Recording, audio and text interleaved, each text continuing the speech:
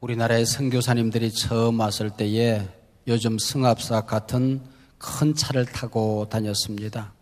한 선교사님이 시골길을 운전하고 가는데 시장에 다녀오는 할머니 한 분이 무거운 짐을 머리에 짊어지고 힘들게 길을 가고 계셨습니다. 선교사님이 옆에 차를 세우고 할머니 어디까지 가세요? 그래서 할머니 뒷차 타세요. 그래서 이제 뒷자리에 앉았습니다. 차에 타신 할머님이 뒷자리에 앉아서 무거운 짐을 머리에 이고 띠뚱거리면서 그대로 간단 말이에요. 할머니 짐 내려놓으세요. 그랬더니 아유 선교사 양반 나 혼자 탄 것도 미안한데 어떻게 짐까지 내려놓겠소 그러더랍니다.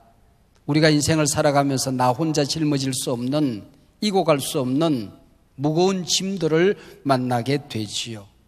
그때 이 내 짐을 맡아줄 수 있는 분이 계시다고 한다면 얼마나 근사한 일이겠습니까? 오늘 본문에 그런 분이 계시다고 말씀하고 있습니다. 그분은 특별히 우리가 연약할 때에, 우리가 실수할 때에, 우리가 넘어져 있을 때에 도무지 내 힘으로 감당할 수 없는 인생의 장벽에 부딪혔을 때에 도우신다고 말씀하고 있습니다. 오늘 설교 제목이 연약해서 도우신다. 연약해서 도우신다라는 말씀입니다. 한번 따라하시기 바랍니다. 연약해서 도우신다. 우리 한국교회처럼 성령론에 관한 많은 이야기와 또 관심을 가진 교회도 많지는 않을 것입니다. 근데 우리 한국교회처럼 성령론에 관해서 성숙되지 못한 견해를 가진 교회도 또 그렇게 많지 않은 것 같습니다. 예수를 믿습니다. 구원을 얻었습니다.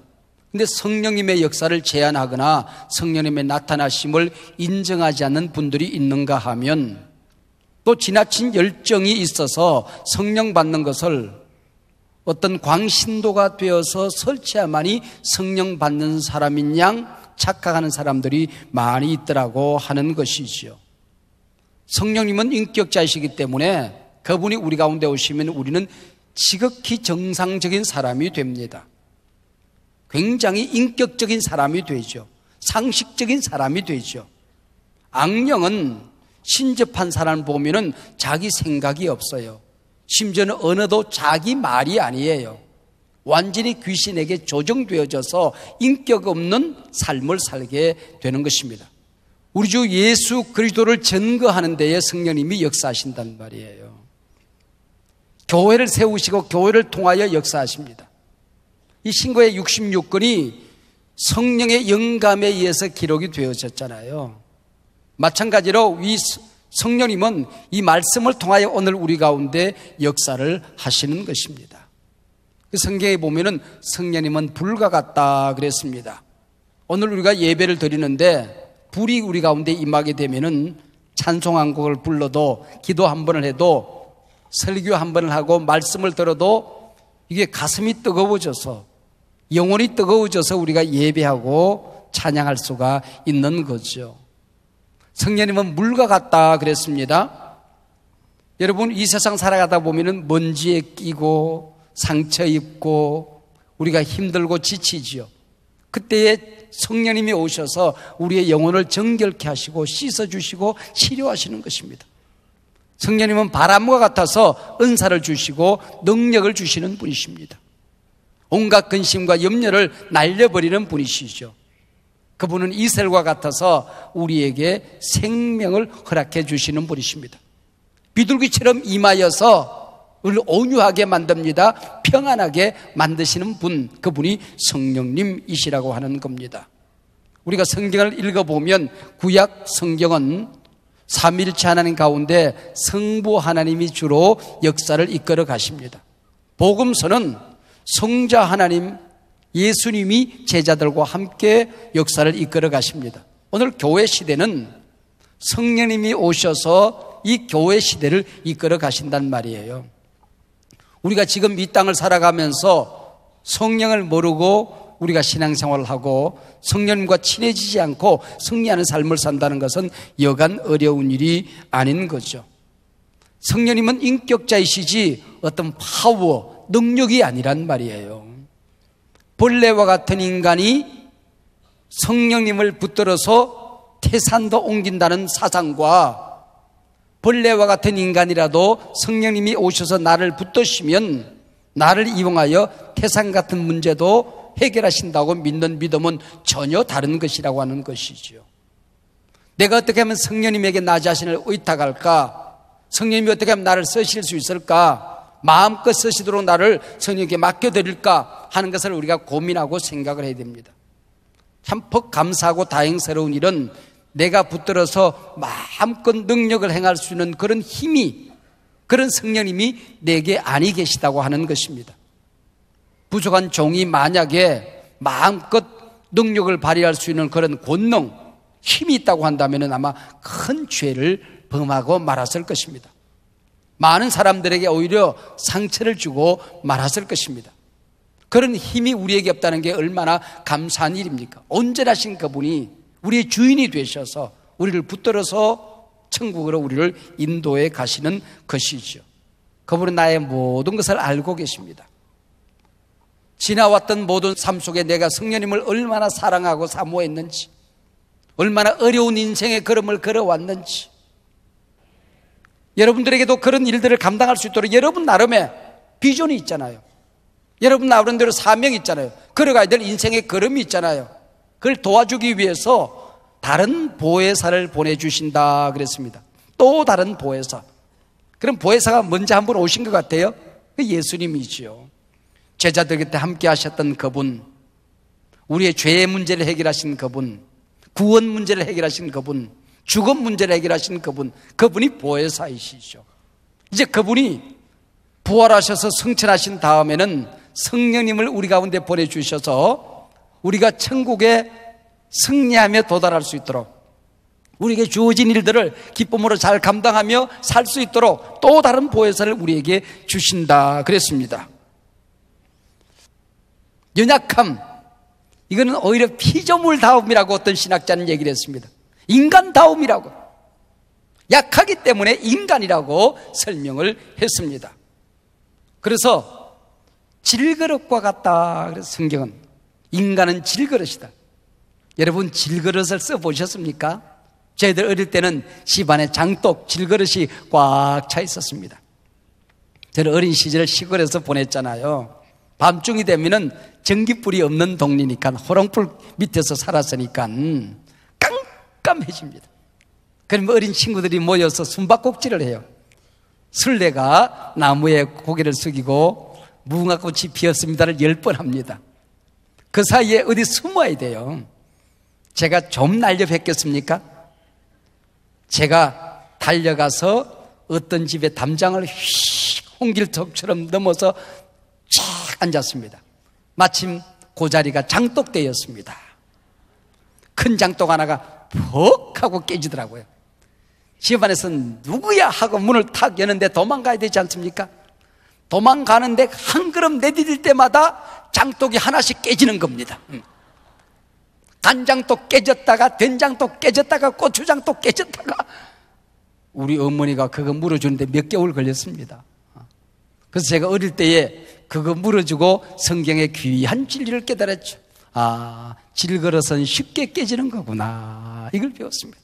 이게 인간이라고 하는, 이게 인간이라고, 이렇게 허무한 게 인간이라고 하는 거죠. 그래서 다윗은 하나님만이 우리의 체질을 아신다 그랬습니다. 서음인 태음인 그런 체질이 아니라 우리가 약점이 누군지 이걸 안다는 거예요.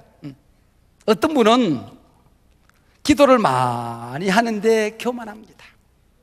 교회 열심히 충성하는데 물질 헌신에는 노랭이가 되어 있습니다. 물질은 부지런히 드리는데 시간을 들이지 못합니다. 그만하면 괜찮다 싶은데 어느 생활이 다듬어 있지를 못합니다. 만사가 좋은데 그 사람 가면 옆에 사람에게 상처를 줍니다. 모든 사람에게 약점이 있어요. 어떤 사람은 돈에 약하고, 어떤 사람은 이성에 약하고, 어떤 사람은 명예에 약하고, 어떤 사람은 어느 생활이 다듬어지지 않고, 우리 모두는 연약한 존재라고 하는 것입니다. 주여, 우린 연약합니다. 주님이 안 도와주면 한순간도 서 있을 수가 없습니다, 그 얘기지요. 육체적으로도 우리 인간은 연약한 존재입니다. 연약한 존재입니다. 여러분, 조그마한 세균 하나가 탁 들어오면요, 그걸로 아무리 건강한 사람도 꽈당 하고 넘어집니다.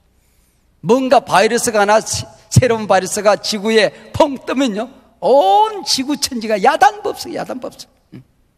여러분, 이게 인간이에요. 육체적으로 건강한데 이게 정신적으로 연약한 사람들이 많이 있습니다. 눈짓 한 번에 상처받는 사람들, 말 한마디에 상처받은 사람들, 누군가 무시했을 때에, 나를 짓밟았을 때에 견딜 수 없는 고통 가운데 살아가는 연약한 정신적인, 정서적인 우리 장애인들이 참 많이 있습니다. 여러분, 똑똑한 사람일수록 정신적으로 오히려 연약해요. 나폴레옹도 세계를 정복했지만은 집에 오면은 아내 무릎에 얼굴을 파묻고 항상 울었다고 그러지 않습니까? 영적으로 연약합니다. 여러분, 각자 자기 자신이 마귀가 살짝 건드리면 꽈당 넘어지는 영적인 연약함을 우리는 가지고 있는 거죠. 이 연약함을 어떻게 하면 좋습니까?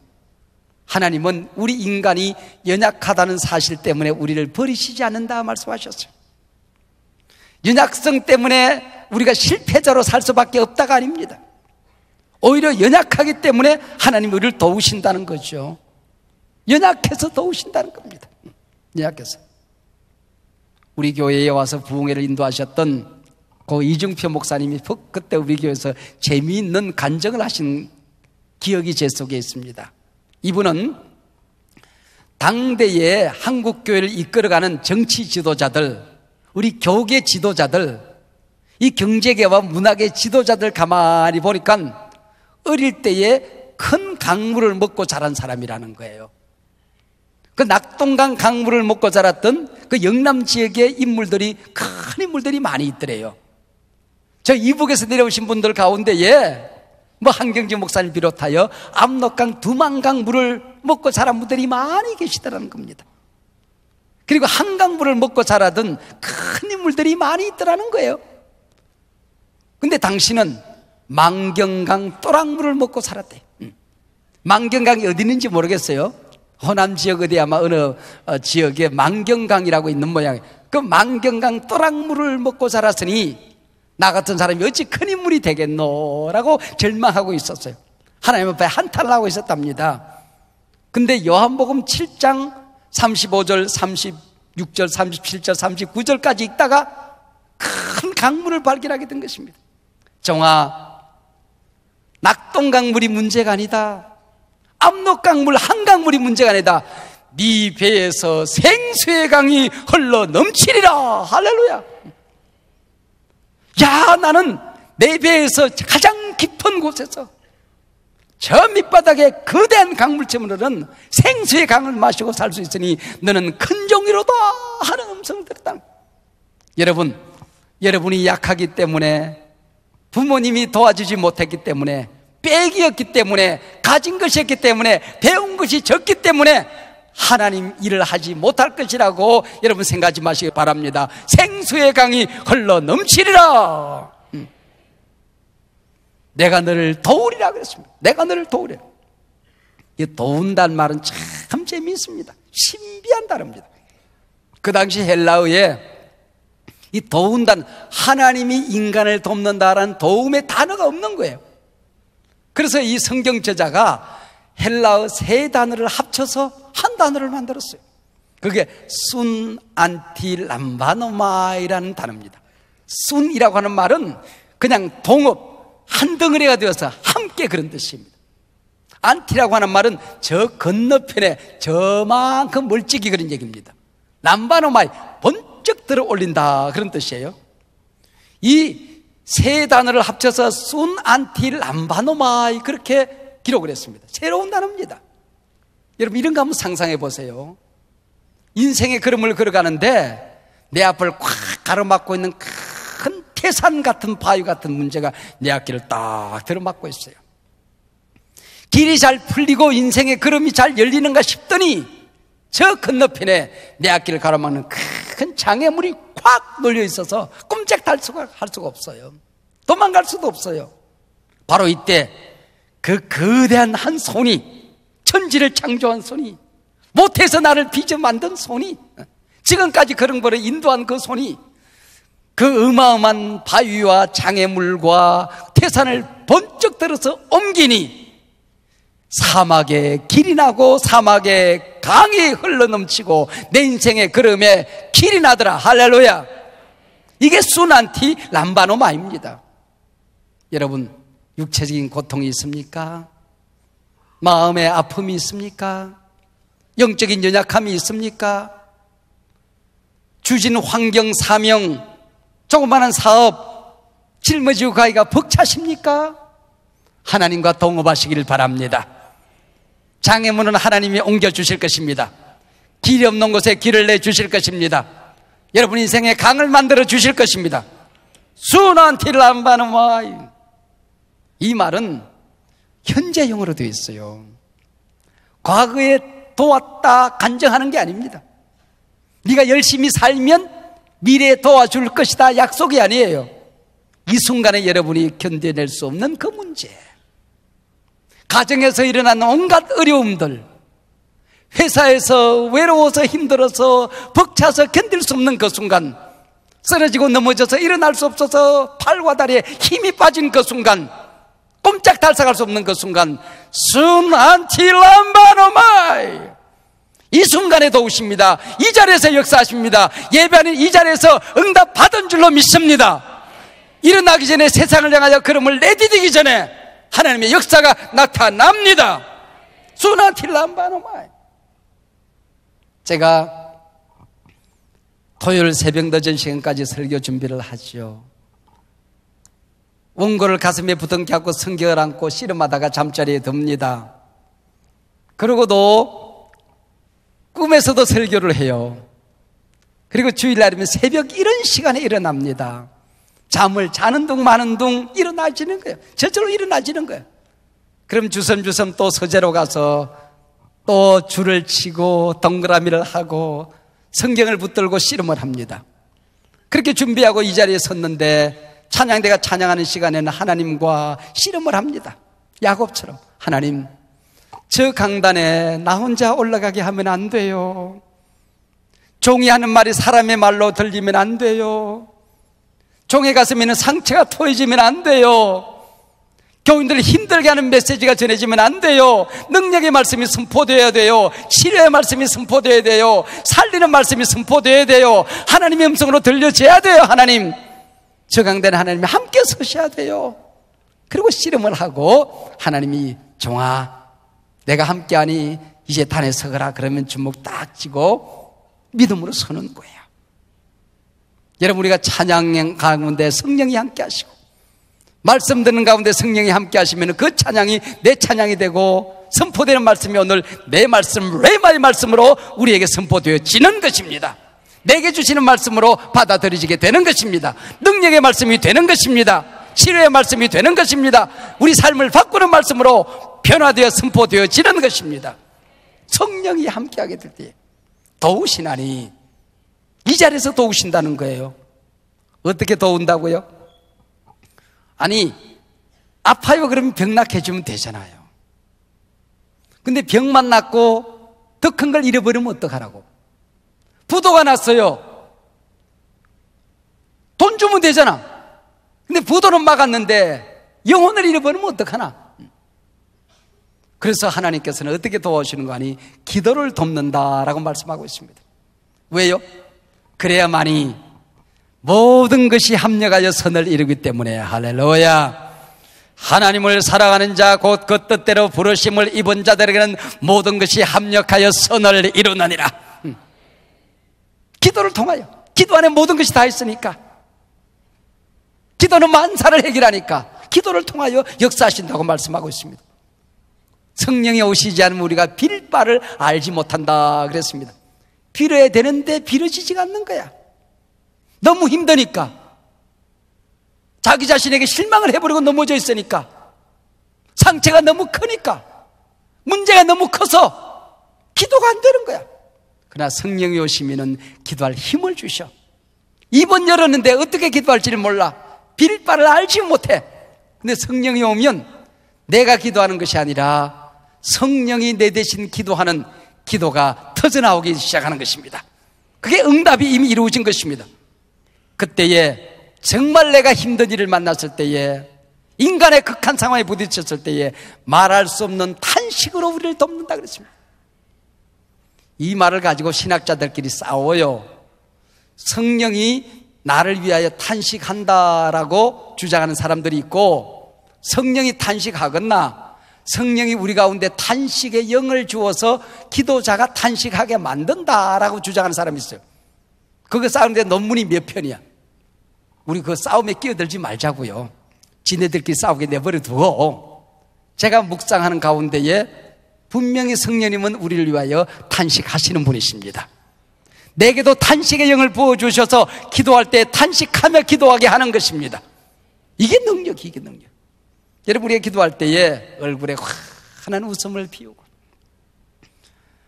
얼굴을 하늘을 향하여 들고, 두 손을 높이 들고 찬양하면서 기뻐하면서 만면의 미소를 띠고 찬송하고 기도할 때도 있죠. 가끔. 그러나 대부분의 기도는 탄식의 기도예요. 가슴을 부둥켜 안고 방바닥에 무릎을 꿇고 의자를 집어 뜯으면서 말씀을 붙들고 쩔쩔매면서 얼굴을 찡그리고. 그래서요, 사람의 얼굴에는 속은 웃을 때 사용되어지는 근육이 17개가 있고, 찡그릴 때 쓰는 근육이 44개에서 60개 근육이 얼굴에 있다고 그래요. 하나님께서 찡그릴 일이 많다고 생각했던지 훨씬 더 많이 만들어서 그 얼굴을 찡그리면서 하나님과 씨름을 하고 탄식하게 하는 것입니다. 사랑하는 여러분, 여러분의 인생의 그런 가운데 어떤 어려움이 있습니까? 어떤 고통이 있습니까? 가장 행복했던 때가 언제인가? 가장 힘들었던 때가 언제인가 생각했더니 가장 어려울 때였습니다. 미친 듯이 전도하고 미친 듯이 설교하고 미친 듯이 기도하고 힘들어서 일어섰다가도 또 무릎을 꿇고 또 무릎을 꿇었던 그 개척 초기가 아니었나 하는 생각을 하게 돼요. 가장 행복했어, 가장 힘들었어, 가장 미친 듯이 살았던 것 같아요. 그때 정을 울린 찬송 하나가 있습니다. 나의 등 뒤에서 나를 도우시는 주 하는 찬송입니다. 입만 열리면 그 찬송을 불렀습니다. 나의 인생길에서 지치고 고나여 매일처럼 주저앉고 싶을 때 나를 밀어주시니 종아 일어나라, 한소망아 일어나라, 한국교회 너 넘어지면 안 된다, 한국교회 일어나라, 나의 등 뒤에서 나를 도우시는 주. 조금 평안할 때는 보이지 않다가 지치고 또 고나여 넘어질 때면 어느새 성큼 다가와 손 내미시네. 아들아 일어나라, 한소망 일어나게 될 것이다. 이대로 주저앉지 않는다. 한국교회 이대로 망하지 않는다. 내가 너를 도우리라. 나의 등 뒤에서 나를 도우시는 주.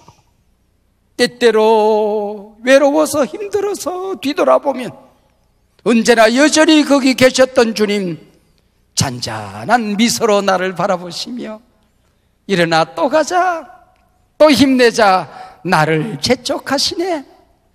영모야 일어나라, 한소망 일어나라, 한국교회 일어나라, 얘들아 일어나라, 내가 너를 도우리라.